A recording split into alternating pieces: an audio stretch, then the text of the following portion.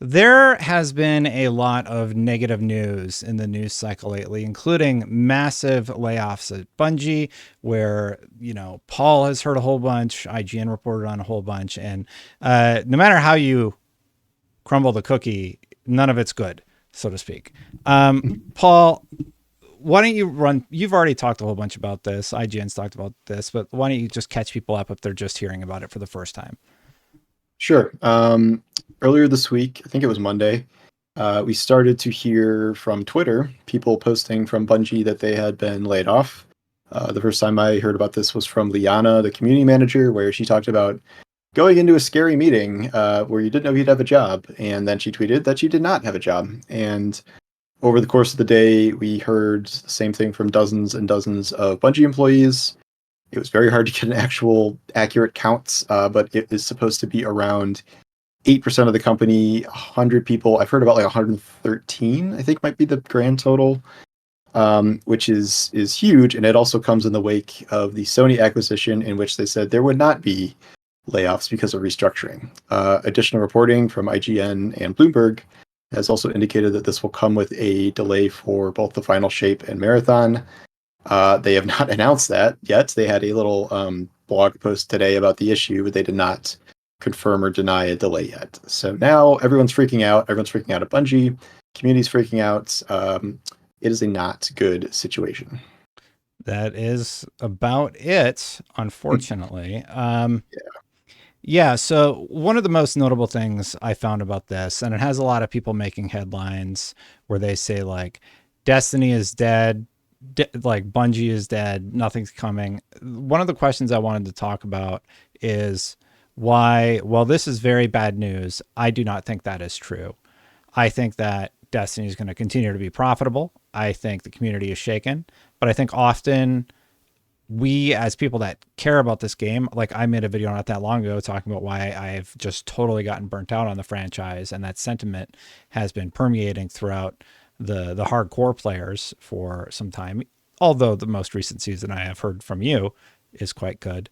But the long and the short of it is, I don't think that Bungie's going to go away. I do think it will take a lot of time to heal from this, though.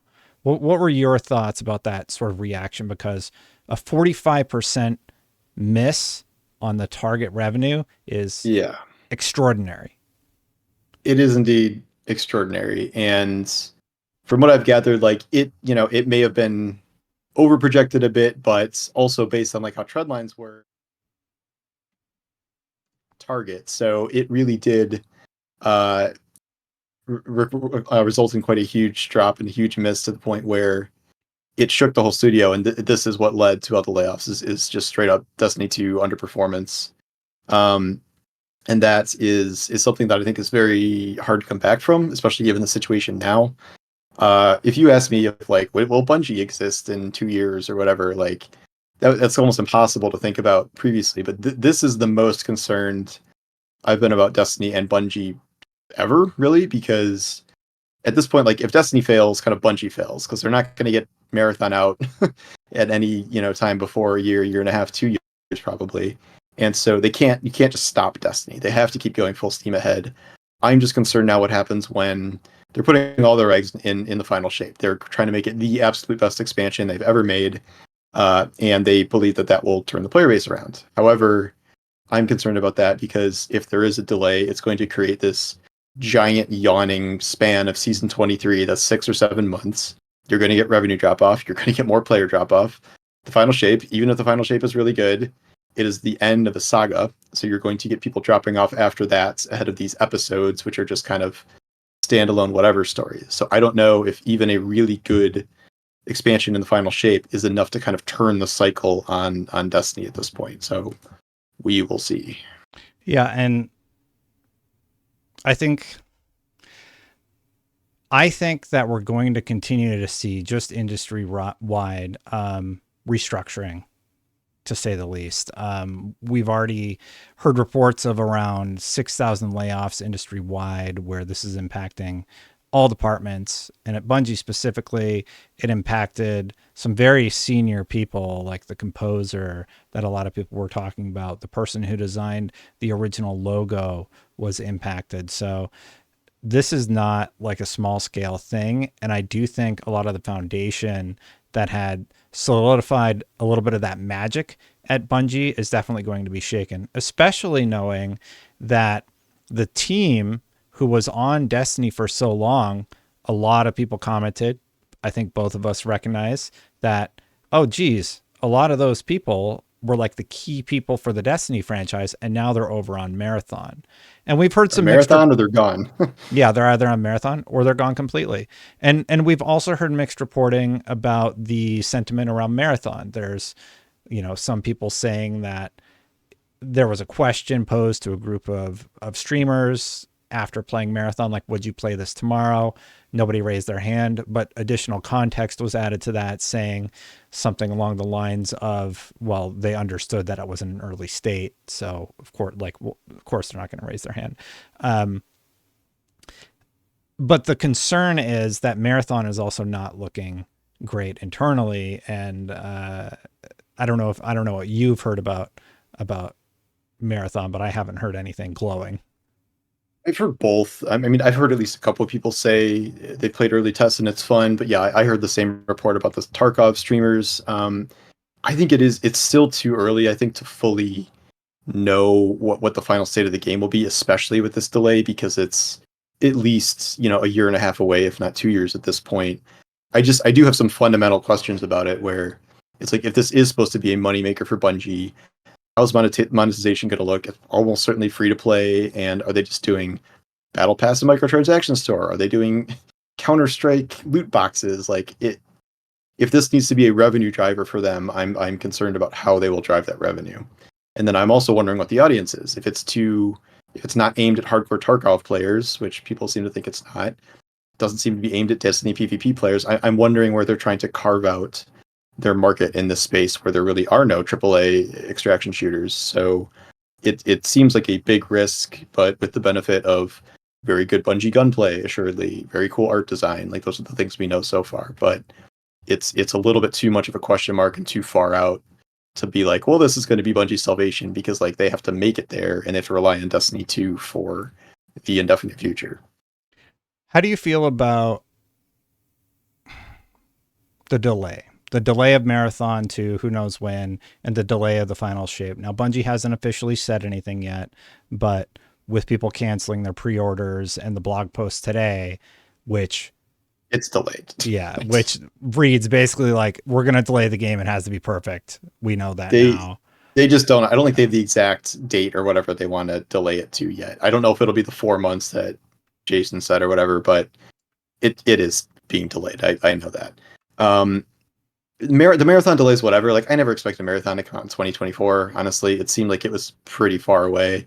The final shape delay, it's not unheard of for Destiny expansions to be delayed. That's happened at least twice, where we've gotten these big 6-month seasons, but and that hasn't been great. But in the end, for at least last time this happened, they had the 30th anniversary event, so that kind of split things in half, and there was something to do midway through the season.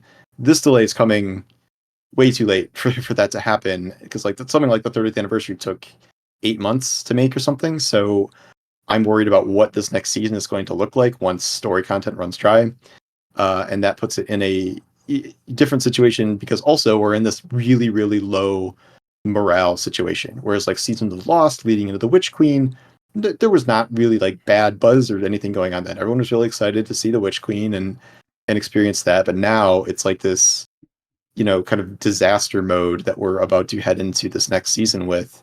And, on the player side, even on Bungie's side, it's like, it's a very grim march toward final shape, I think, rather than like this overwhelming hype of like, oh, the finale's coming. It's like, it's a little more desperate, I feel. It's not the same kind of thing. So that's why I think the delay here, even if it's a similar delay, feels a lot different this time around.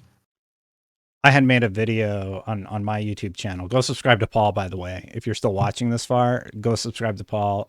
He makes great content about, games like Destiny, you make Diablo content, you talk about industry topics every once in a while. It's definitely different than what I do, but still super compelling stuff because It's I much like all the much games you worse talk about. produced. No, That's the yeah, but difference. you got the puppies, so Yeah, that's true. yeah.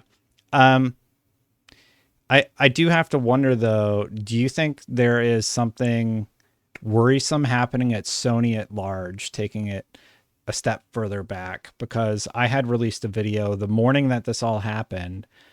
We heard about Connie Booth, I believe it was being laid off, and Connie had worked on like all of the major games. Everybody seemed to really like Connie, and a lot of employees ended up going with Connie when that layoff happened. According to reports, Sony released an official statement after David Jaffe revealed what he had heard from two separate sources, one internal, one not. And I don't know if you've heard more about that, but you start looking further back, like right around October when Jim Ryan is retiring and the board is adding Hiroki Totoki.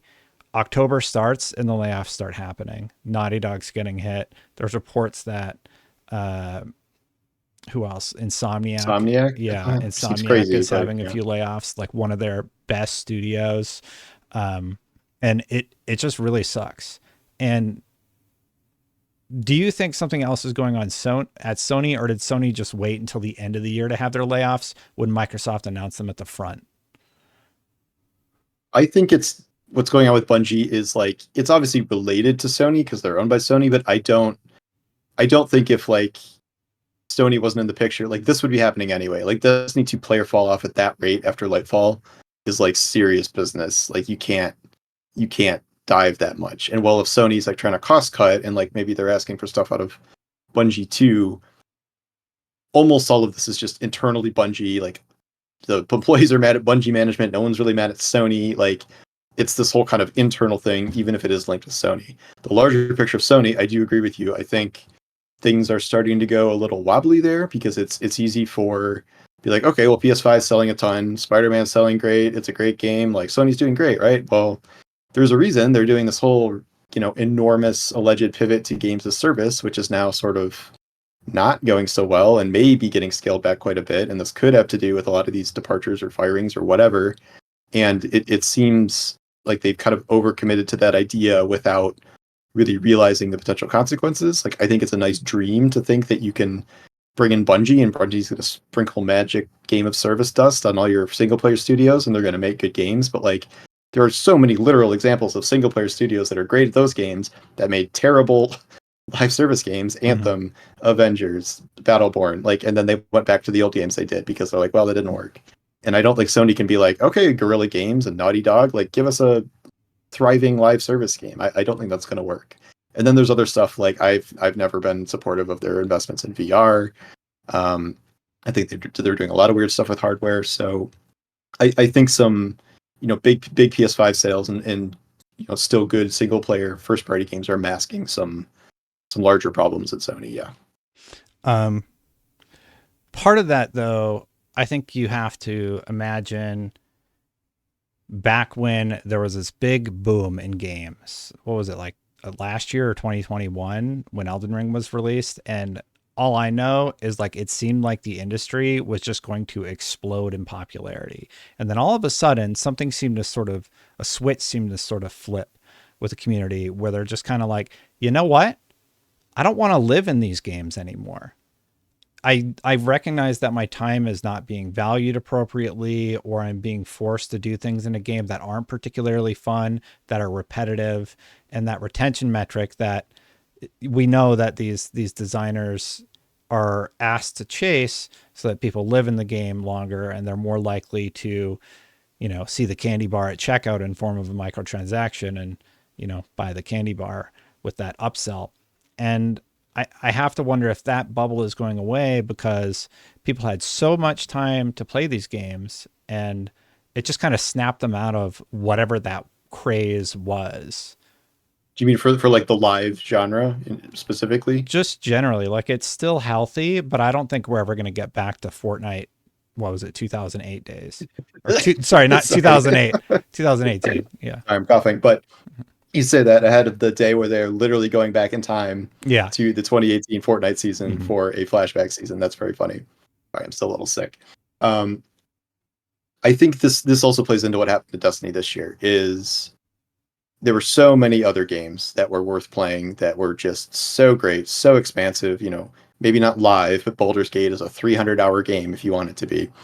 And that even if this would have been a down year for Destiny, the fact that it also had to have that down year alongside just endless amounts of games that you can play as an alternative rather than year 7 of Destiny, or even if the seasons are okay, it doesn't matter. Like there are so many alternatives that it really hurt Destiny specifically. But yes, more generally, I think the trend has been away from a lot of stuff, and it feels like Sony just dumping 60% of their budget or whatever into games as service going forward. Like I get it because they really want to get away from just printing a $70 copy and that's it. Even if these games are really well heralded and they sell well, they want that ongoing revenue stream. But it's so much harder than just we're going to throw a bunch of money and Bungie at the problem, because like even Bungie is obviously struggling with this, and there's no magic solution to it. And a lot of the biggest games that you've seen rise up in the space are not like hugely established studios like going out and building something. It's like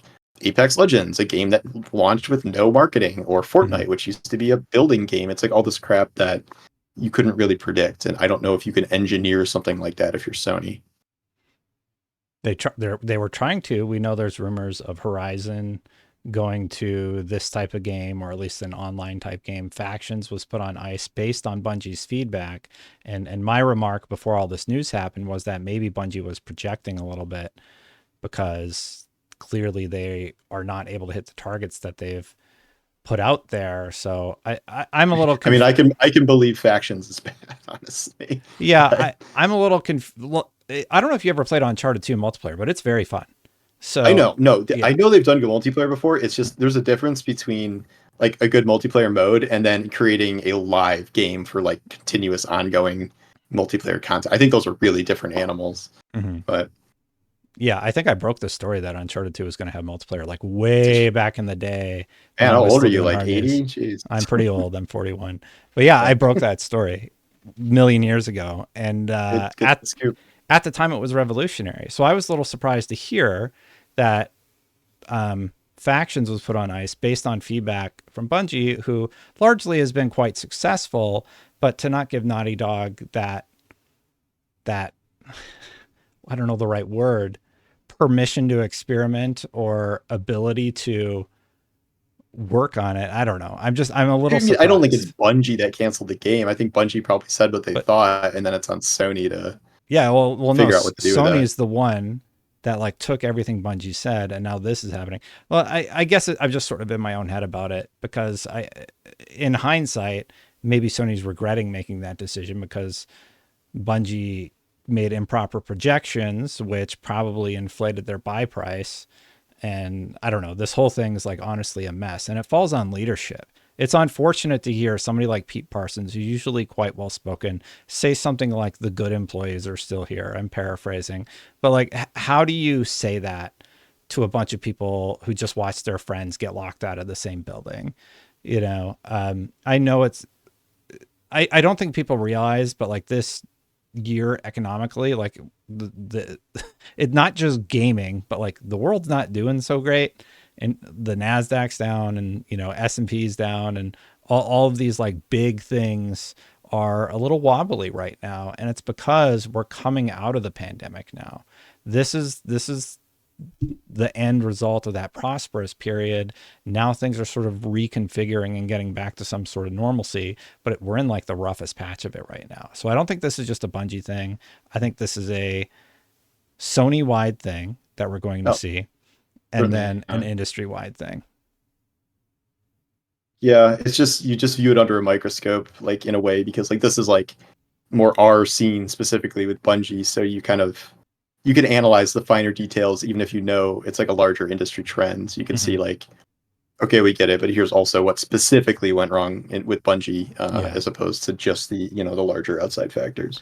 You said there was I hadn't seen statistics about player loss, but was there a Mhm. statistic that you saw about that?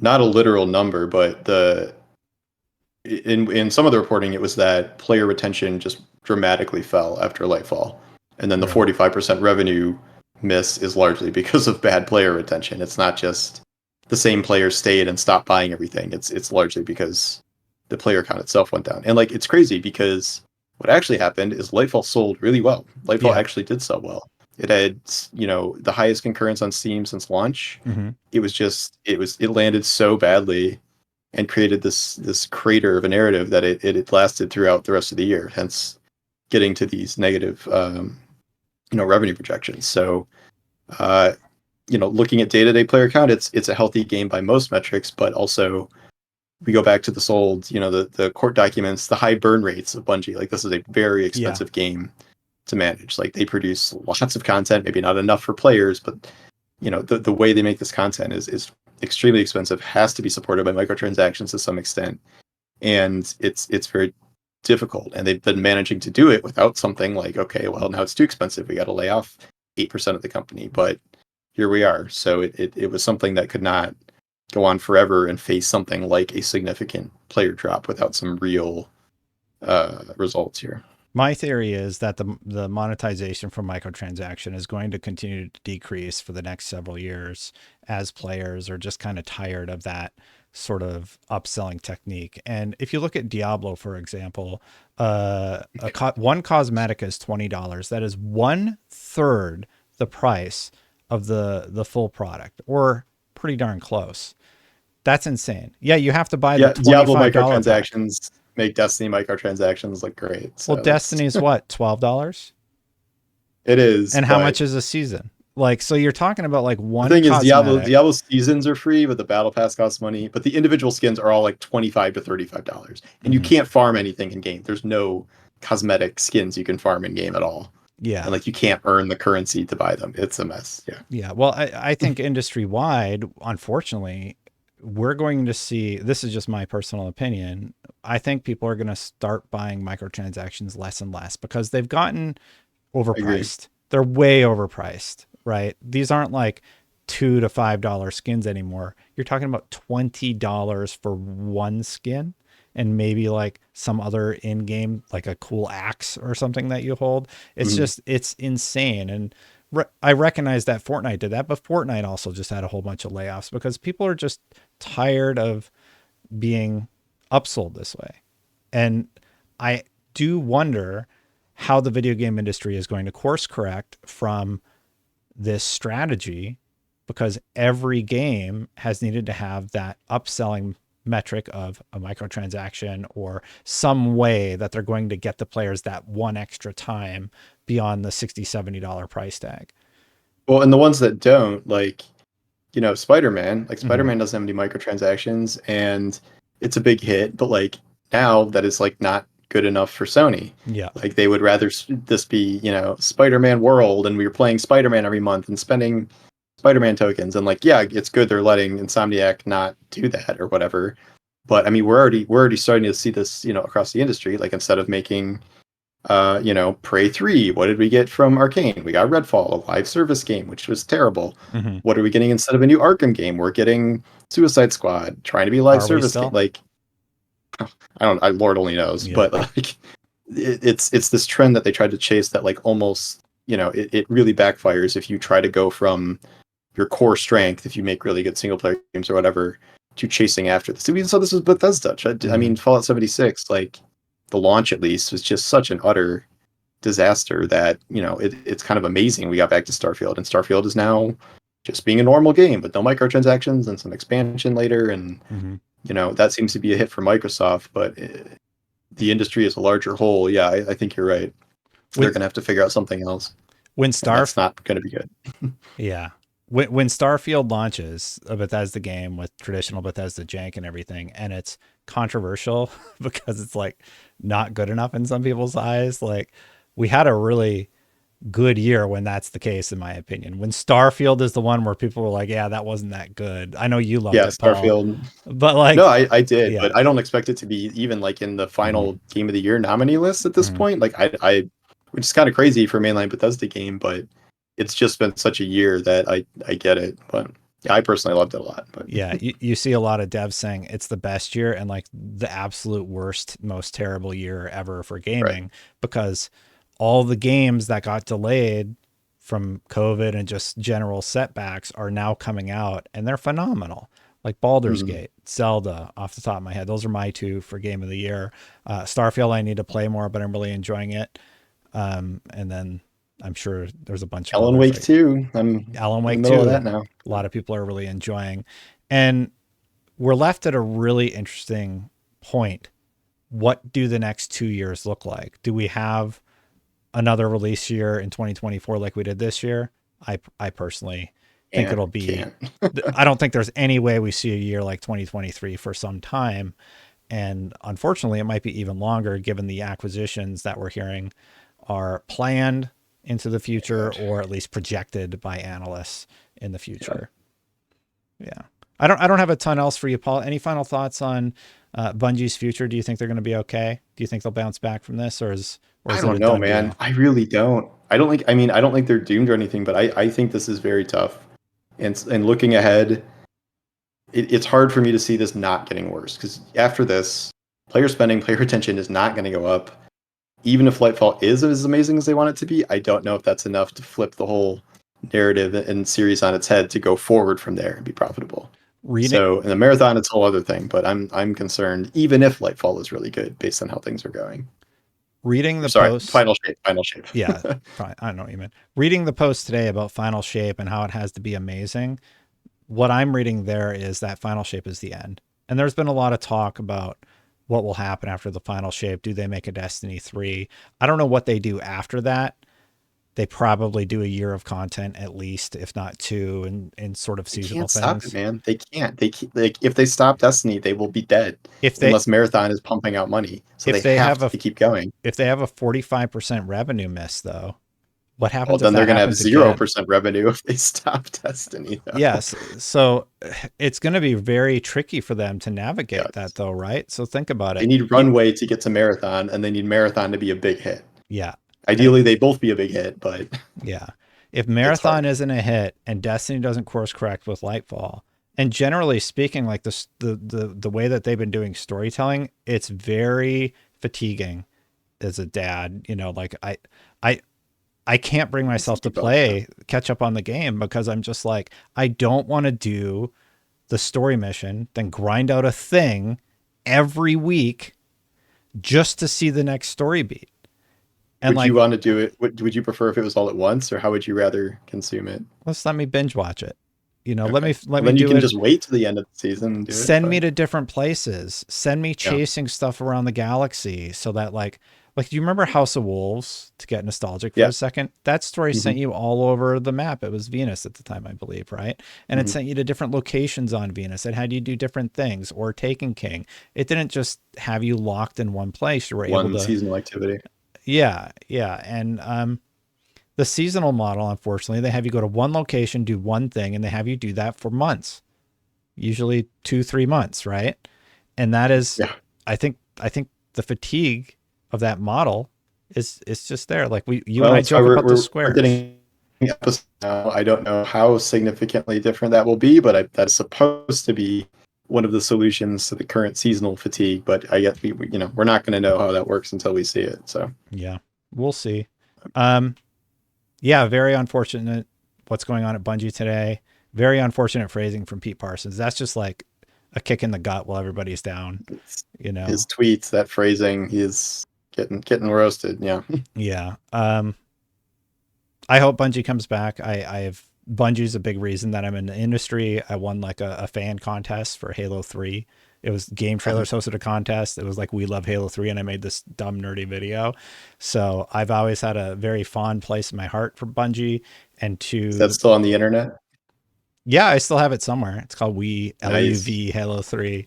Um, it's really dumb. Very family friendly Hey, though. So yeah. you Uh, win. but anyway, yeah, I won that contest, and then I used the money to buy a camera and et cetera, et cetera. Um, Yeah. I mean, I feel the same way. Like, I don't think I'd have the platform I have without covering Destiny for 10 years. Like, that has been the majority of my readership and my following. Again, I think I owe a ton to them too. Mm-hmm. So it's a bummer.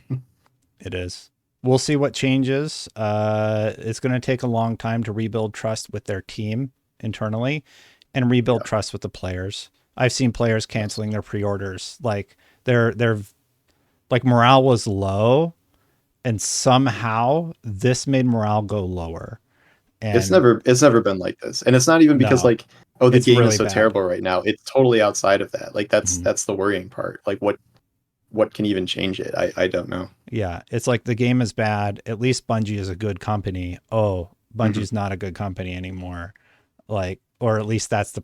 I still Management is imagine. not Yeah, managing them well. Yeah. yeah, and that's just it's just terrible to see. Honestly, it's the lowest point I've ever seen the fans of the game and fans of the company. Anyway, I don't want to take Yeah. up too much of your time, Paul. Thanks for doing this again. Sure. I'm dusting off the Yeah. Good to see cobwebs. you. We had to set this all. I was Anytime. like, oh god, You it's all did it really broken. fast. You did in like 5 minutes. Really?